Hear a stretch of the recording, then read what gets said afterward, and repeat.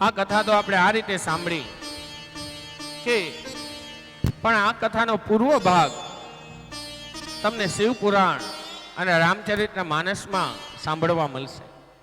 આપણે તો અહીંયા કથા એવી સાંભળી કે ફૂલ લેવા ગયા હતા, એને સમાચાર મળ્યા, પતિદેવની આજ્ઞા લીધી અને પિતાના ઘરે જઈને બરી ગયા. એટલી જ આ કથા. જ્યારે ફૂલ લેવા ગયા હતા એ શું કામ ગયા હતા?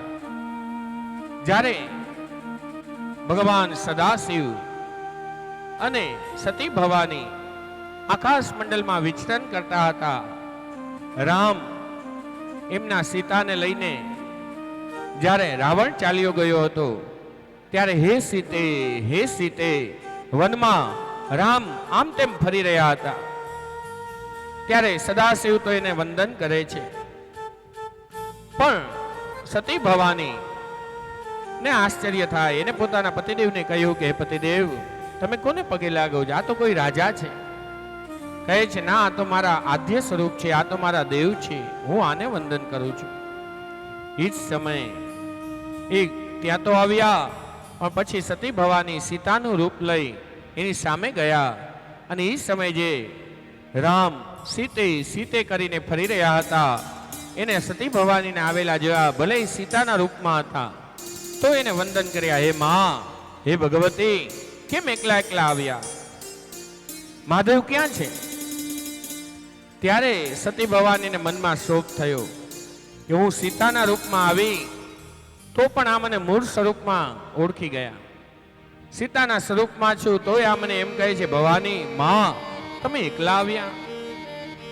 ત્યાંથી જ્યારે પાછા આવતા હતા ત્યારે પુષ્પવાટિકામાં ગયા. એને લાગ્યું કે મારાથી આ અપરાધ થયો છે તો હું શિવજી ભગવાનને ક્ષમા માગીશ. આ બિલીપત્ર, આ પુષ્પ હું ભગવાનને અર્પણ કરીને વિનંતી માગીશ કે મારો અપરાધ થયો છે. ત્યારે શિવજીને સમાધિમાં બધી લીલા ખબર પડી હતી કે આજ મારી પત્ની આ રીતે રામની પરીક્ષા લેવા ગઈ, એને માં કીધી, હવે મારે આને ઘરમાં ન રખાય. એટલે આ કથા નિમિત્ત થઈ અને આ રીતે સમાચાર મળ્યા. પોતાના પિતાના ઘરે જઈને ભસ્મ થઈ અને એનાથી એને નિવૃત્તિ પ્રાપ્ત થઈ. પત્નીના દાન દેવા વાળા તો આપણી આ ભૂમિ ઉપર કેટલા બધા થયા. આપણે જલારામને વિચારીએ, જલારામ થઈ ગયા. ભગવાન એને ત્યાં એક ડોસાનું રૂપ લઈને આવ્યા.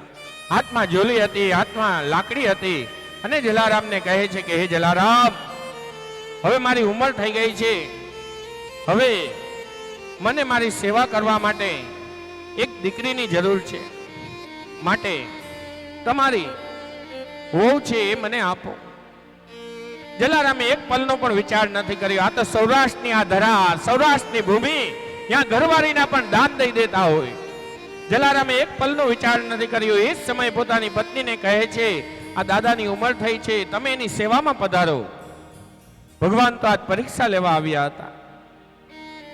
આજે એને સોઈપા છે જલારામે અને એને લઈને જાય છે. જંગલ આવ્યું.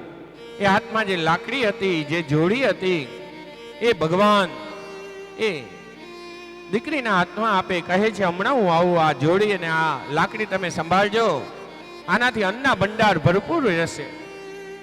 ભગવાન જે પરીક્ષા કરવા આવ્યા હતા એ ભગવાન ત્યાંથી ચાલ્યા ગયા અને આ તરફ પેલી ને જ્યારે ખબર પડી કે આ ભગવાન હતા, એ તો એકવાર તો રાજી થઈ, પાછી પોતાના ઘરે આવી. વીરપુરમાં આવી જલારામને કહે છે કે હે જલારામ, હે પતિદેવ, આ તો ભગવાન આપણી પરીક્ષા કરવા આવ્યા હતા, પણ આ જલારામે કહ્યું કે મેં એકવાર દાન દઈ દીધું, હવે હું પાછું ના રાખું. ત્યાં જ એને પોતાનો ગ્રહસ્થ જીવનનો અંત લીધો. અને એટલે તો કહે છે કાઠિયાવાડમાં કોઈ દી ભૂલો પડે ભગવાન, તારા એવા કરું સન્માન, સ્વર્ગ ભૂલાવું સામડા. કે હરી, કોક વાર તું આ કાઠિયાવાડમાં આવ, હું તારા એવા સન્માન કરું કે તારું સ્વર્ગ પણ એની આગળ ઝાંખું લાગે. બાપ, એટલે આ સૌરાષ્ટ્ર ભૂમિ, સૌરાષ્ટ્ર ભેગા થાય ત્યારે એક આ સૌરાષ્ટ્ર બને. એક રાષ્ટ્ર નહીં, આવા 100 રાષ્ટ્ર. એટલે તો આપણે ગમે એ બાજુ જાઓ બધી બાજુ અનક્ષેત્ર છે, આ બાજુ સતાધાર, આ તરફ વીરપુર, આ તરફ અલ્લા ભગા. આપણે પણ આમ દેવું ભગત પાસે જાતા, કોઈ એની પાસે કંઈ કહે કે મને આ તકલીફ છે, મને આ છે, એક જ વસ્તુ કહેતા, ભાઈ તું બ્રાહ્મણ જમાડજે, તું ભાઈ 84 કરજે, તું ભાઈ આ કરજે. એને ત્યાં નાના નાના છોકરા આવતા, એને મમરા આપતા, કાલિયા મમરા, એનો પ્રસાદ વેચતા, અન્નદાન જ કરતા. એટલે જ કહે છે આ ભૂમિ કેવી છે, સુરાની ભૂમિ, જ્યાં પત્નીઓના પણ દાન થાય. આજ પાર્વતીને પણ, આજ સતીને પણ ત્યાં ભગવાને સોંપી હતી. એટલે તો કહે છે ભૂયાન પતિયતે ભગવાન. ભગવાનમાં આપણે ભેદ ન કરવો. શિવજીએ કહ્યું, ભગવાન વિષ્ણુએ કહ્યું, અમે ત્રણેય એક જ છીએ.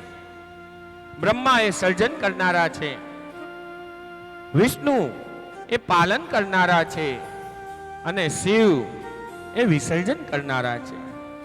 એટલે તો આપણે ગુડ કહી ઇંગ્લિશમાં જી, એ જનરેટરનું કામ કરે, આ સંચાલનનું કામ કરે, અને પેલા વિસર્જનનું કામ કરે.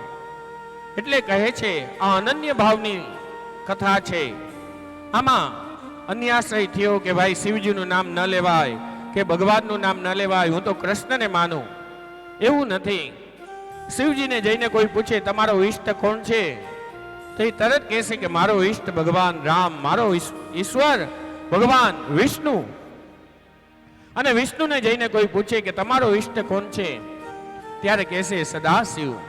વિષ્ણુ સહસ્ત્રનો પાઠ કરો, 1008 નામ વિષ્ણુના છે, પણ એમાં છેલ્લે લખ્યું છે શિવ સાનિધ્યમ સન્નિધો.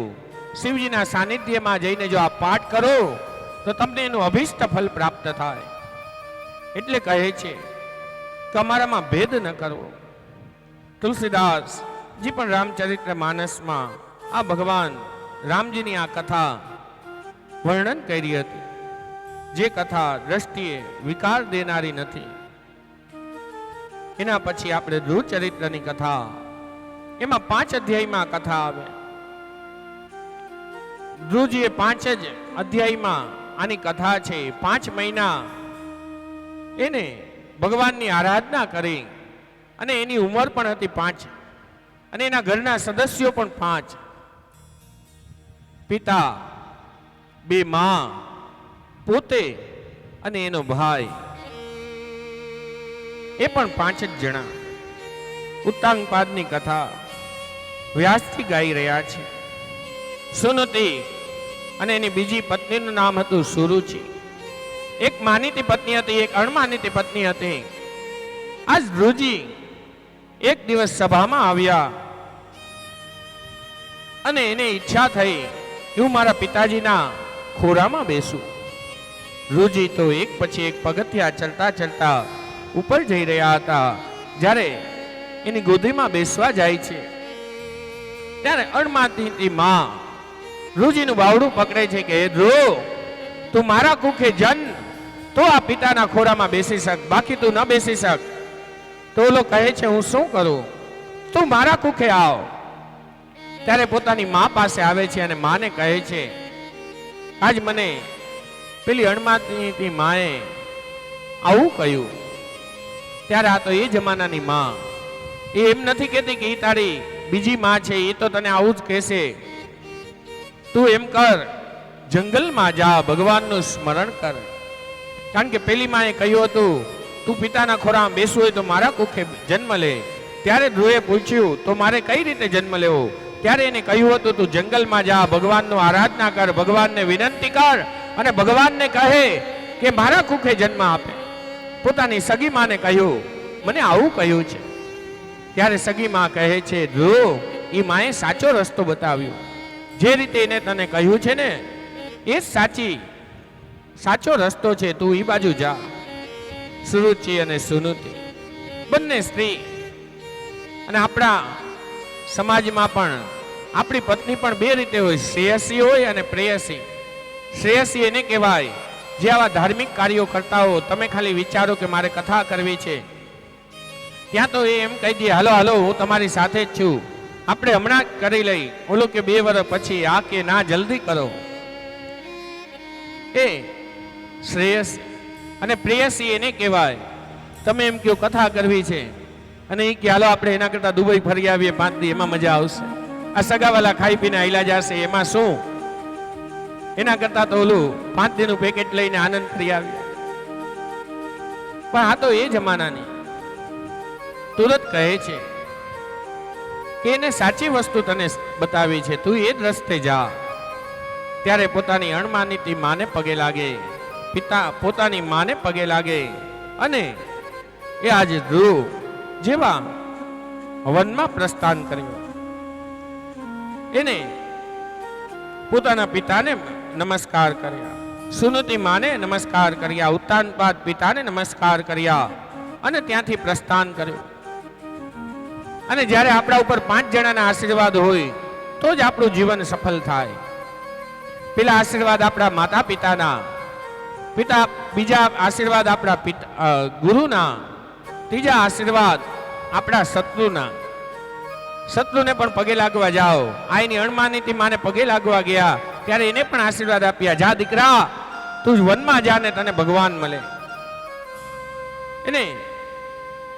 એને નમસ્કાર કર્યા અને આ તરફ આશીર્વાદ લઈને જાય છે. વનની અંદર યમુનાનો કાંઠો છે, ત્યાં બેસીને એ જપ કરવા જાય પણ એનો ખડખડ ખડખડ અવાજ આવતો હતો, આનું લીન થતું નહોતું. પછી પાછો જવા જાય ત્યાં એને નારદજી મળ્યા. નારદજી એને રસ્તામાં પૂછે, ભાઈ ક્યાં જાસ? ત્યારે કહે છે કે હું વનમાં જાઉં છું, મારી માએ મને આવો ઉપદેશ આપ્યો છે, મારે ભગવાનનું ભજન કરવાનું છે. કારણ કે નારદજી પરીક્ષા લેવા આવ્યા હતા કે આના મનમાં એવું તો નથી ને કે માએ મને આ રીતે ઠપકો આપ્યો અને હું જાઉં છું. એ સારા વિચારો લઈને તો જાય છે ને. એ વનમાં ગયા. તિરાત્રાંતે કપિત્ત બદરાસનઃ. 3 દિવસનો એને પેલી વેલા ઉપવાસ કર્યો. આપણે પણ કોઈ પણ ધર્મ કાર્ય કરવા જાય, ઉપવાસ કરવા જાય તો ધીરે ધીરે પગલા ભરવા. ડાયરેક્ટ ના કહેવું કે હું આખો સોમવાર એકટાણું કરીશ કે અન્ન નહીં લઉં, હું ખાલી ચા પીને રહીશ. આ ધ્રુવ જેવા ધ્રુવે પણ શું કર્યું? તિરાત્રાંતે 3 દિવસનું કર્યું. પેલા 3 દિવસે એકવાર ભોજન લેતા, પછી જોયું 6 દિવસ, 3 દિવસ ઉપર વિજય થઈ ગયો કે 3 દિવસ સુધી મને ભૂખ નથી લાગતી. પછી એને 6 દિવસનું કર્યું.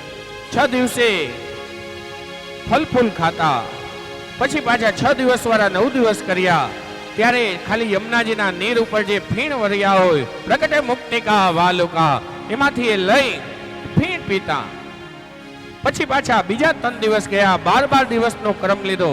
પછી વાયુ ઉપર રહ્યા અને એવી ભગવાનની આરાધના કરી. પેલા આમનામ ઉભા હતા, પછી એક પગે ઉભા રહ્યા, પછી ખાલી અંગૂઠા ઉપર ઉભા હતા જમણા પગના.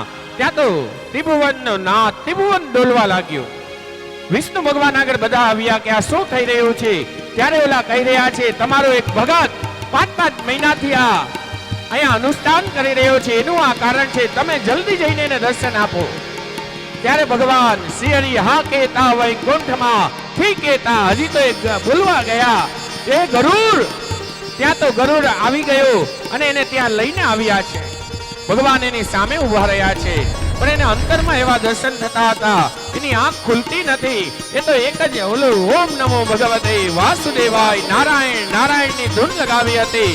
એ જ સમયે ભગવાન અંદર જે દર્શન થતા હતા એ અંતર ધ્યાન થયા. ત્યાં તો એની આંખ ખુલી ગઈ અને ભગવાન બાળ ચતુર્ભુજ સ્વરૂપમાં દર્શન થયા છે. બોલીએ નારાયણ ભગવાન કઈ બોલી નથી શકતો, અવાચક થઈ ગયો. વિચારે છે કે આ શું થયું છે, આ સામે કોણ આવી ગયા? ત્યારે ભગવાન એનો શંખ લઈ એના કપોલ ઉપર, એના ગાલ ઉપર અડારે અને ભગવાનની સ્તુતિ કરે છે. યોત પ્રવેશ્ય મમ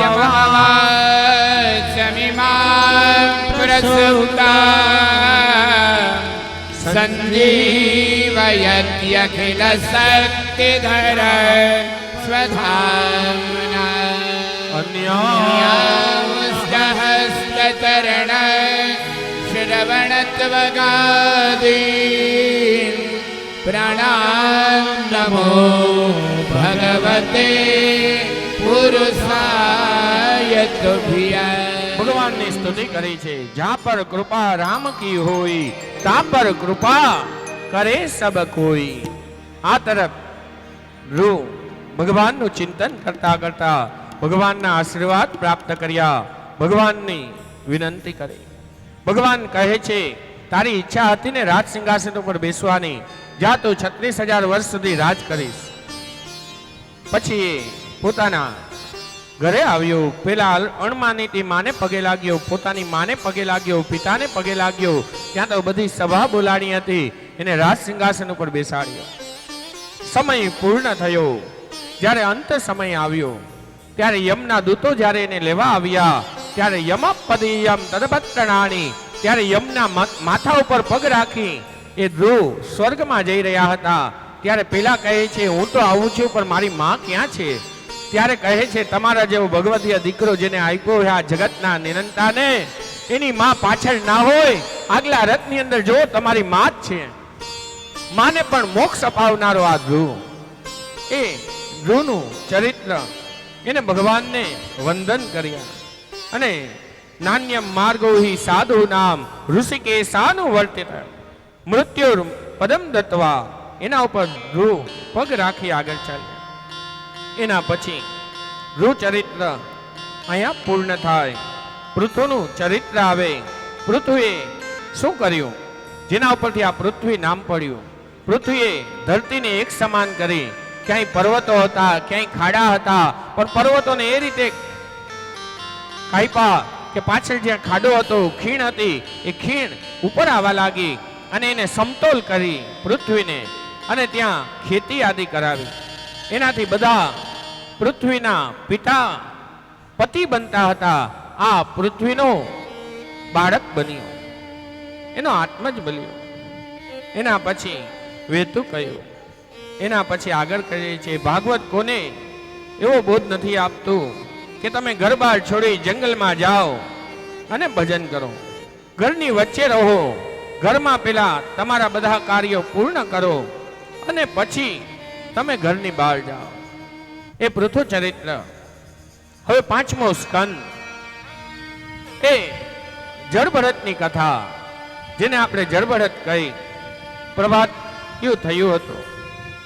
એ પ્રભાત્યા ગવાતા હતા, જાગને જાગવાન કૃષ્ણ ગો વારિયા, તુજ વિના ધેનુમાં ચારવા કોણ જશે.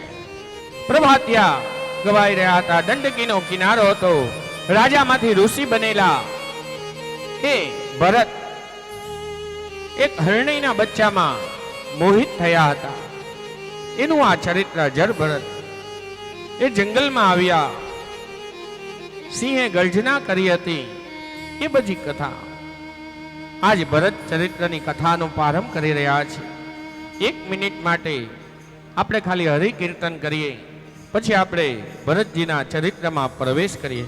કૃષ્ણ ગોવિંદ ગોવિંદ ગોપાલ નંદ લાલ, રાધે ગોવિંદ ગોવિંદ ગોપાલ નંદ લાલ. કૃષ્ણ ગોવિંદ ગોવિંદ ગોપાલ નંદ લાલ, રાધે ગોવિંદ ગોવિંદ ગોપાલ નંદ લાલ. કૃષ્ણ ગોવિંદ ગોવિંદ ગોપાલ નંદ લાલ, રાધે ગોવિંદ ગોવિંદ ગોપાલ નંદ લાલ. કૃષ્ણ ગોવિંદ ગોવિંદ ગોપાલ નંદ લાલ, રાધે ગોવિંદ ગોવિંદ ગોપાલ નંદ લાલ. मेरो जसोदा को लाल, मेरो जसोदा को लाल, जसोदा को लाल, मेरो नंद जी को लाल, मेरो यशोदा को लाल, मेरो यशोदा को लाल, यशोदा को लाल, मेरो यशोदा को लाल. गोविंद गोविंद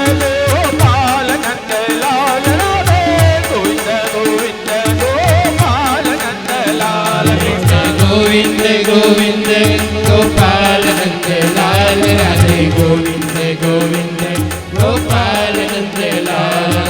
नंद जी को गोपाल नंद लाल, राधे गोविंद गोविंद गोपाल नंद लाल. આજ રાજામાંથી ઋષિ બનેલા ગોવિંદ ગોવિંદ ગોપાલ નંદલાલ નિકાલ સંધ્યા કરી રહ્યા હતા.